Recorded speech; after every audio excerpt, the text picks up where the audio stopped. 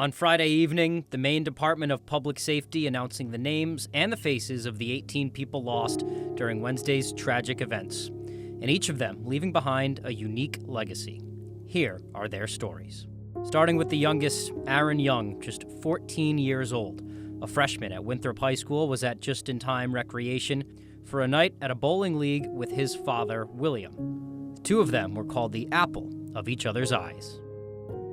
Robert Violet and Lucille Violet, a married couple in their 70s, were among the victims as well. Robert was an avid bowler. He started a youth bowling league and often took Lucy bowling in a couples league. William Frank Brackett, or Billy Brackett, is being mourned by the deaf community in Maine. Billy was a son, a husband, a father, and a friend to many in the deaf community. He leaves behind his wife, Christina, and their 6-month-old daughter. Keith McNair was a Florida resident, 64 years old. He was in Maine visiting a family member named Breslin, recently joking on Facebook about needing an air conditioner in Maine in October.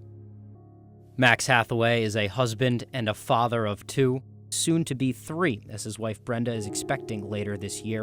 His sister says that Max was a loving person, and it was, quote, really something watching him become a father to his 2 girls.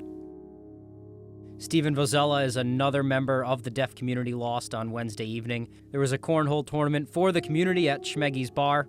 Vozella was an active member of the New England Deaf Cornhole League, and they say he brought excitement and a huge smile to the league, and that is how he will be remembered. Tommy Conrad, 34 years old, was confirmed as one of the victims by his father, Timothy Conrad. He's survived by his 9-year-old daughter. Tommy was a new manager at the bowling alley, and he was planning a pumpkin carving night there for his daughter later this month and died protecting others in the venue. Michael Deslauriers II was also one of the victims at just-in-time recreation. His sister Vicki Roy told ABC News her brother, 51 years old, loved golfing and bowling and bowled in a league once or twice a week. Michael's father told reporters he and a friend made sure their wives and children were safe before charging the shooter at just-in-time recreation. Jason Adam Walker, also 51 years old, was confirmed as one of the victims during Thursday's press conference. He was with Deslauriers at just-in-time recreation, the friend that charged the shooter and protected the others there.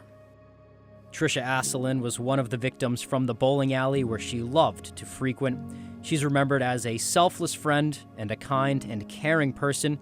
She leaves behind her son and was actively fundraising for breast cancer. Ron Morin was described as an upbeat, happy guy. His family is seeking privacy at the moment.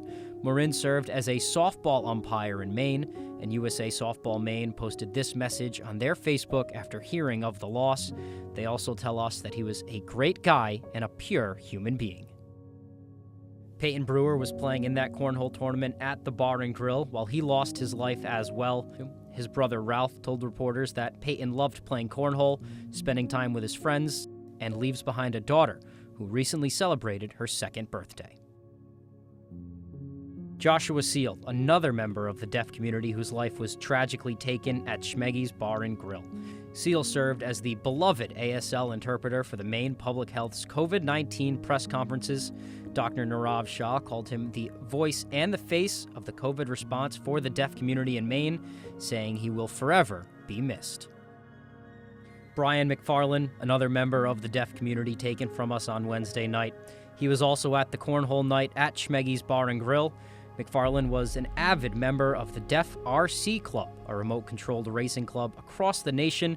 McFarland's sister says he loved riding motorcycles, outdoor activities, and hanging with his dog, M&M. Joseph Lawrence was a manager at Schmeggy's Bar and Grill on Wednesday night. His father, Leroy Walker, serves as a city councilor in Auburn and said that Joseph charged at the gunman with a knife to protect others in the bar. Arthur Strout, 42 years old, was also confirmed as one of the victims killed at Schmeggy's Bar and Grill. His father had just left before the shooting took place. Strout was a father of 5 and was playing pool that night with his dad.